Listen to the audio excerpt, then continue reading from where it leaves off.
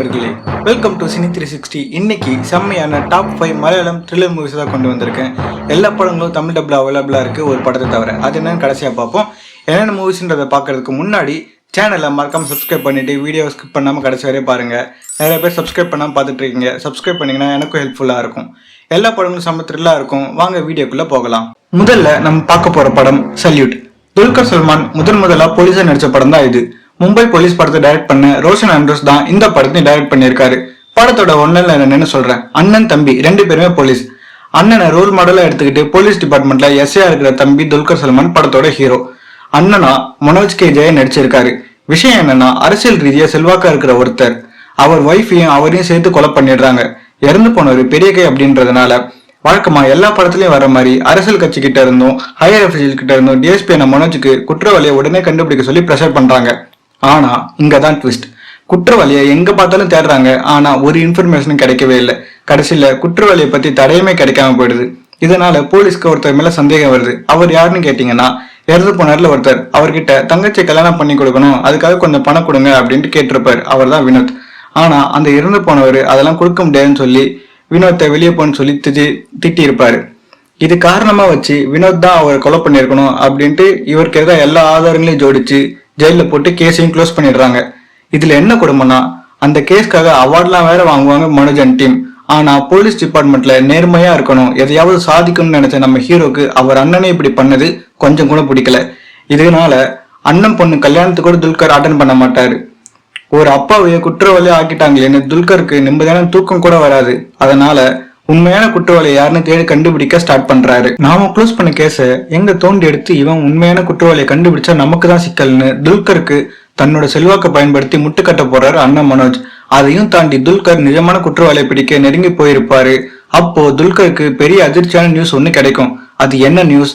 அந்த நிஜமான குற்றவாளி துல்கர் கண்டுபிடிச்சாரா இல்லையான்னு சொல்றதுதான் மீதி கதை.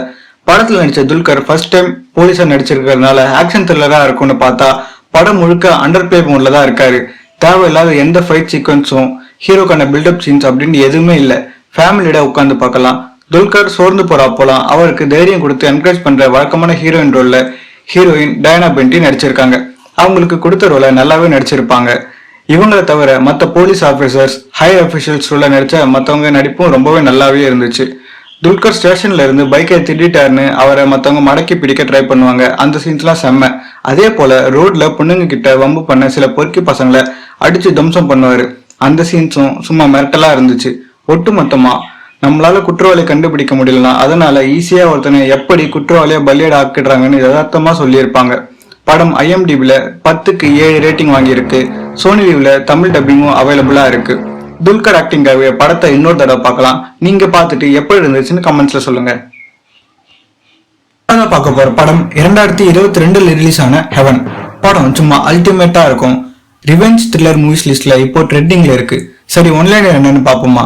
படத்துல ஹீரோவா சூரஜ் வெஞ்சரமோடு போலீஸ் ஆபீசரோட நடிச்சிருக்காரு.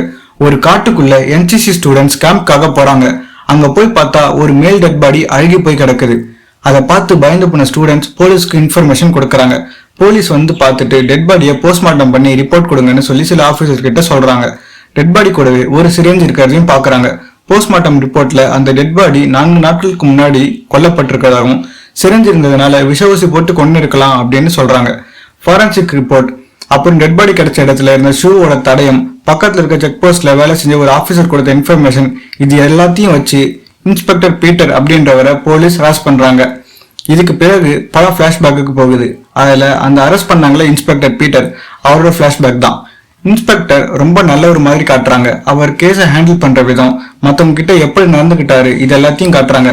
இதுக்கு பிறகு ஒரு நாள் இன்ஸ்பெக்டருக்கு பக்கத்துல இருக்க ஹெவன் பங்களால கொலை நடந்திருக்குன்னு இன்ஃபர்மேஷன் வருது. அங்க போய் பார்த்தா இன்ஸ்பெக்டரோட ஒய்ஃபையும் பொண்ணையும் கொலை பண்ணியிருக்காங்க. இதை பார்த்து ரொம்பவே ஷாக்கான இன்ஸ்பெக்டர் அப்படியே உறைஞ்சு போய் நிக்கிறாரு.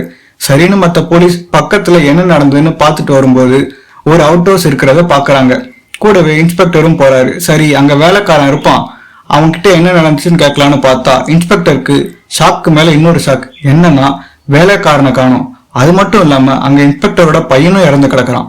பையனை பார்த்து இன்னும் ஷாக் ஆகிறாரு. அதனால நீங்க இந்த கேஸை விசாரிக்க வேண்டாம்னு சொல்லி அசிஸ்டன்ட் கமிஷனர் கிட்ட பொறுப்பை ஒப்படைக்கிறாங்க. இதை தாங்க முடியாம என்னோட பையனை கொன்னவனை யாருன்னு நான் கண்டுபிடிக்கணும்னு சொல்லி என்னையும் இந்த டீம்ல ஆட் பண்ணுங்க அப்படின்னு இன்ஸ்பெக்டர் கேட்கிறாரு. ஆனா இதுக்கு எஸ்பி பர்மிஷன் கொடுக்க மாட்டாரு. அதனால சரி நாமளே இந்த கேஸை விசாரிப்போம்னு தனியா விசாரிக்க ஆரம்பிக்கிறாரு. அவர் விசாரணை நடத்தும் போதுதான் பக்கத்தூர்ல ஒரு திருட்டு குற்றவாளி சிக்கிறான். அவன் கிட்ட விசாரிக்கும் போது நானும் அந்த வேலைக்காரனும் பணத்தை திருட போகும்போதுதான் அந்த கொலை நடந்துச்சுன்னும் திருடின பணத்துல அந்த வேலைக்காரன் அவனோட சேரை எடுத்துக்கிட்டு வெஸ்ட் பெங்கால் போயிட்டான்னு சொல்றான். உடனே இந்த திருடனை ரிமைண்ட் பண்ணிட்டு வேலைக்காரனை கண்டுபிடிக்க போறாரு இன்ஸ்பெக்டர். ஆனா அவனும் குற்றவாளி இல்ல, அவனையும் அதே பங்களால புதைச்சிருக்காங்க கொன்னு. கடைசியில யார் தான் அந்த உண்மையான கொலையாளி, காட்டுக்குள்ள அழுகிய நிலையில இருந்த அந்த டெட் பாடி யாரோடது, பையனை கொன்ன கொலையாளிய ரிவெஞ்ச் எடுத்த இன்ஸ்பெக்டர் தப்பிச்சாரா இல்ல தண்டனை கிடைச்சான்னு சொல்றதுதான் மீதி கதை. படம் ஃபர்ஸ்ட் 15 மினிட்ஸ் சூப்பரா இருக்கும். அப்படியே கதைக்குள்ள இழுத்துட்டு போயிருப்பாங்க. படத்துல நடிச்ச ஹீரோ செம்மையா ஸ்கோர் பண்ணியிருக்காரு. படம் கடைசி வரைக்கும் எங்கேஜா கொண்டு போயிருக்காரு டைரக்டர் உன்னிவின் கோவிந்தராஜ். படத்தோட மைனஸ் என்னன்னா மற்ற கேரக்டர்ஸ் எல்லாம் இன்னும் கொஞ்சம் நல்லா யூஸ் பண்ணியிருக்கலாம். மற்றபடி போலீஸ்க்கு காட்டுற எந்த அலட்டலும் படத்துல இல்ல, ஸ்டோரியில நல்லா கான்சென்ட்ரேட் பண்ணி எடுத்திருக்காங்க. படம் IMDbல 10க்கு 6.5 ரேட்டிங் வாங்கியிருக்கு. ஹாட்ஸ்டார்ல தமிழ் டப்பிங்ல அவைலபிளா இருக்கு. மூணாவது நம்ம பார்க்க போற படம் CBI 5. ஏற்கனவே 4 பார்ட் வந்திருக்கு. அதை பார்த்துட்டு இதை பாத்தீங்கன்னா இன்னொரு படம் நல்லா புரியும். படத்துல ஹீரோ மம்முட்டி நடிச்சிருக்காரு. படத்தோட ஒன்லைனர் என்னன்னா பிளைட்ல டிராவல் பண்றப்போ அமைச்சர் சுரேஷ்குமார் திடீர்னு நெஞ்சுவலி வந்து இறந்து போயிட்டாரு. ஸ்டார்டிங்ல நேச்சுரல் டெத்னு எல்லாரும் நினைச்சுக்கிட்டு இருப்பாங்க. ஆனா இந்த அமைச்சர் டெத்ல சந்தேகம் இருக்குன்னு சொன்ன பத்திரிகையாளர் ஒருத்தரும் அமைச்சரோட ஹெல்த் கண்டிஷனை கவனிச்சுட்டு வந்த டாக்டரும் இந்த கேஸை விசாரிச்சுட்டு வந்த ஆபீசர் அப்படின்ட்டு எல்லாருமே மர்மமான முறையில இறந்து போறாங்க. உடனே கேஸ் CBIக்கு கை மாறுது. CBI ஆபீசரா ஹீரோ மம்முட்டி அமைச்சருக்கு எதிரானவங்க தான் அவரை கொண்டு இருக்கணும்னு அந்த ஆங்கிள் யோசிக்கிறாரு. ஆனா அமைச்சர் இறந்தது ஆர்டிபிஷியலா வர வைக்கப்பட்ட ஹார்ட் அட்டாக்னும் அது வேற ஒருத்தருக்காக வச்ச பொறியில எதேச்சையா அமைச்சர் சிக்கி உயிர் விட்டது மம்முட்டிக்கு தெரிய வருது. அப்படின்னா பிளைட்ல டிராவல் பண்ணப்போ யாருக்காக அந்த குறி வச்சிருப்பாங்க, அதை யாரு பண்ணதுன்னு மம்முட்டி குற்றவாளியை கண்டுபிடிக்கிறதுதான் படத்தோட மீதி கதை. படத்தோட பிளஸ் பாயிண்ட் என்னன்னா இது வரைக்கும் வந்த 4 பார்ட்லயுமே ஹீரோ மட்டும்தான் குற்றவாளியை கண்டுபிடிப்பாரு. ஆனா இதுல குற்றவாளியை கண்டுபிடிக்க சில டெக்னாலஜிஸ் எல்லாம் யூஸ் பண்ணி ஹீரோவுக்கு சப்போர்ட்டா பண்ணியிருப்பாங்க மற்ற ஆபீசர்ஸ். அதெல்லாம் பார்க்க ரொம்பவே நல்லாவே இருந்துச்சு. படத்துல டேர்னிங் பாயிண்ட்ஸா சில கேரக்டர்ஸ் யூஸ் பண்ணியிருக்காங்க. குறிப்பா சோபின் சாஹிர் இதுல முழுக்க முழுக்க வயலன்ஸ் இல்லாத வில்லத்தனம் காட்டியிருப்பாரு. இதே மாதிரி சுதேவ் நாயரும் வில்லனா நடிச்சு செம்மையா ஆக்ட் பண்ணியிருக்காரு. ஒட்டு மொத்தமா படத்துல நடிச்ச எல்லாருமே மெச்சூர்டா ஆக்ட் பண்ணியிருப்பாங்க. லாஸ்ட் வந்த 4 பார்ட்ஸ் போலவே இந்த படத்துலயும் கேஸ் எந்த பக்கம் நோக்கி மூவ் ஆகுதுன்னு படம் பாக்குறவங்கள யூகிக்க முடியாம கொண்டு போயிருக்காங்க. படம் IMDbல 10க்கு 5.6 ரேட்டிங் வாங்கியிருக்கு. தமிழ் டப்ல அவைலபிளா இருக்கு. படம் நெட்ஃபிளிக்ஸ்ல இருக்கு. ஆக்ஷன் சீன்ஸ் எதுவும் இல்லாம படத்துல கொஞ்சம் ஸ்லோவா இருக்க மாதிரி இருக்கும். ஆனா படம் செகண்ட் ஹாஃப்ல குற்றவாளி உண்மை சொல்ற சீன்ஸ் எல்லாம் ரொம்பவே நல்லா இருக்கும். பார்த்துட்டு எப்படி இருக்குன்னு சொல்லுங்க. அதான் நம்ம பார்க்க போற படம் காப்பா. கேங்ஸ்டர் ரிவெஞ்ச் த்ரில்லர் மூவிஸை விரும்பி பாக்குறவங்களுக்கு இந்த படம் ரொம்ப பிடிக்கும். படத்தோட ஒன்லைனர் என்னன்னா படத்தோட ஹீரோ ஆசிஃப் அலி பெங்களூர்ல ஐடில ஒர்க் பண்ணிட்டு இருக்காரு. இப்போ டிரான்ஸ்பர் ஆகி கேரளா திருவனந்தபுரத்துக்கு வராரு. அவர் கூடவே ஒய்ஃபும் வராங்க. ஒய்ஃப் பிரெக்னெண்டா இருக்கிற விஷயத்த ஹஸ்பண்ட் கிட்ட சொல்ல 2 பேரும் சந்தோஷத்துல இருக்காங்க.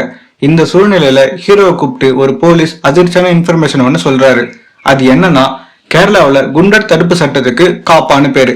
அந்த காப்பா லிஸ்ட்ல போலீஸ் தேடுறவங்க தான் ஹீரோவோட ஒய்ஃப். இதை தெரிஞ்ச ஹீரோ அந்த லிஸ்ட்ல இருந்து எப்படியாவது ஒய்ஃப் நம்ம ரிமூவ் பண்ணணும்னு நினைக்கிறாரு. அதுக்கு போலீஸ் கிட்ட என் ஒய்ஃப் அப்படிப்பட்ட ஆள் இல்லைன்னு சொல்றாரு. அதுக்கு போலீஸ் ஹீரோ கிட்ட ஒரு கதையை சொல்றாங்க. கதை என்னன்னா ஹீரோவோட ஒய்ஃப் 12th படிச்சுட்டு இருக்கும்போது ஒரு கேங்ஸ்டர் குரூப்ல அடியாளா இருக்காரு ஹீரோயினோட அண்ணன். இன்னொரு கேங்ஸ்டர் குரூப்பால நடு ரோட்ல கொலை செய்யப்படுறாரு. அதுக்கு பழிவாங்க உங்க ஒய்ஃப் ட்ரை பண்ணலாம்னு எங்களுக்கு சந்தேகமா இருக்குன்னு சொல்றாங்க போலீஸ். அதை கேட்டதும் ஹீரோ அந்த அண்ணன் கொலை செஞ்ச கேங்ஸ்டர் லீடரை தனியா மீட் பண்ணி பேச ட்ரை பண்றாரு. அவர் அந்த கேங்ஸ்டர் கிட்ட பேசி ஒய்ஃபை காப்பாத்தினாரான்னு சொல்றதுதான் படத்தோட மீதி கதை. படத்தோட பிளஸ் ஹீரோவா நடிச்ச ஆசிஃப் அலி, கேங்ஸ்டரா நடிச்ச பிருத்திவிராஜ்னு ஒட்டுமொத்த படத்துல நடிச்சவங்க எல்லாரையுமே சொல்லலாம். பிருத்திவிராஜோட ஒய்ஃபா அபர்ணா பாலமுரளியும் ஆசிஃப் அலியோட ஒய்ஃபா அன்னபெனும் நடிச்சிருப்பாங்க. கேங்ஸ்டர் லீடர் நடிச்ச பிருத்திவிராஜ் தான் ஹீரோவை விட அதிக சீன்ஸ்ல வருவாரு. அடிக்கடி இவரே காமிக்கிறதுனால சில இலகங்கள்ல போர் அடிக்கிற மாதிரி இருக்கு. படத்தோட மைனஸ் இதையும் சொல்லலாம். அபர்ணா கிளைமேக்ஸ்ல புதுசா ஒண்ணு ட்ரை பண்ணியிருக்காங்க. ரொம்பவே ரசிக்கிற மாதிரி இருக்கு. படம் IMDbல 10க்கு 5.9 ரேட்டிங் வாங்கியிருக்கு. நெட்ஃபிளிக்ஸ்ல தமிழ் டப்பிங்லயும் அவைலபிளா இருக்கு. படத்தை பார்த்துட்டு எப்படி இருந்துச்சுன்னு மறக்காம கமெண்ட்ஸ்ல சொல்லுங்க.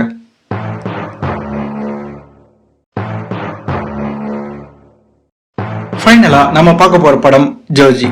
படத்துல ஒரு பெரிய தோட்டம் வீடுன்னு ரொம்ப வசதியா ஒரு குடும்பம் இருக்கு. அந்த குடும்பத்தோட அப்பா தான் எல்லா வரவு செலவையும் பாத்துக்கிறாரு. அவருக்கு 3 பசங்க இருக்காங்க. அதுல கடைசி பையன் தான் படத்தோட ஹீரோ ஃபகத் ஃபாசில். அப்பா ரொம்ப கண்டிப்பா இருக்கிறதுனால எல்லாரும் அவர்கிட்ட கொஞ்சம் டிஸ்டன்ஸ் மெயின்டைன் பண்ணி இருக்காங்க. என்னதான் வளர்ந்த பசங்களா இருந்தாலும் பினான்சியலா அவங்க அப்பாவை தான் எல்லாருமே டிபெண்ட் பண்ணி இருக்காங்க. ஒரு நாள் திடீர்னு ஹீரோட அப்பாவுக்கு ஸ்ட்ரோக் வந்துடுது. அதனால படுத்த படைக்கல இருக்க வேண்டிய நிலைமை வருது.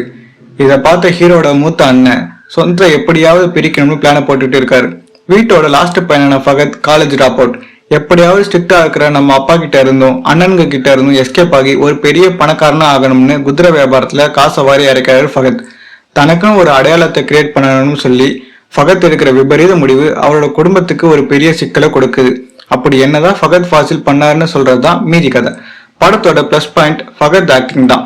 காலேஜ் படிக்கிற பையன் மாதிரி தெரியணும்னு வெயிட் லாஸ் பண்ணி அப்படியே காலேஜ் பையன் மாதிரி நடிச்சிருக்காரு. படத்துல இவங்க தான் ஹீரோ இவங்க வில்லன் டிஃபரன்ஷியேட்டே பண்ண முடியல. ஏன்னா எல்லா பக்கமும் ஒரு ஸ்ட்ராங்கான ரீசன் இருக்கு. ஒவ்வொரு கேரக்டர்ஸையும் ரசிக்கிற மாதிரி இருக்கு. படம் ஃபுல்லா ஒரு வீட்லயே வச்சு இருக்கிறதுனால அது ஒரு சின்ன டிராபேக் மாதிரி தெரியுது. மற்றபடி படத்துல பேக்ரவுண்ட் மியூசிக் சினிமாட்டோகிராஃபின்னு ரொம்பவே நல்லா இருக்கு. படத்துல ஃபகத்தோட அப்பா செக்ல சைன் பண்ற மாதிரி ஒரு சீன் வரும். பக்கவாதம் வந்தா எப்படி இருப்பாங்கன்னு அந்த சீன்ல செம்மையா பிளே பண்ணியிருக்காரு. படம் IMDbல 10க்கு 7.8 ரேட்டிங் வாங்கியிருக்க அமேசான் பிரைம்ல இருக்கு. இந்த படம் தான் தமிழ் டப்ல இல்ல. ஒருவேளை தமிழ் டப் இருந்துச்சுன்னா மறக்காம கமெண்ட்ஸ்ல மென்ஷன் பண்ணுங்க, மற்றவங்களுக்கு யூஸ்ஃபுல்லா இருக்கும். இது வரைக்கும் பார்த்த எல்லா படங்களும் உங்களுக்கு பிடிக்கும்னு நினைக்கிறேன். நம்ம சேனல்ல நிறைய பேர் சப்ஸ்கிரைப் பண்ணாம பாக்குறீங்க. ஸோ ப்ளீஸ் வீடியோ பிடிச்சிருந்தா சப்ஸ்கிரைப் பண்ணிட்டு வீடியோவை ஸ்கிப் பண்ணாம பாருங்க. நம்ம சேனலையும் சப்போர்ட் பண்ணுங்க. தேங்க்யூ.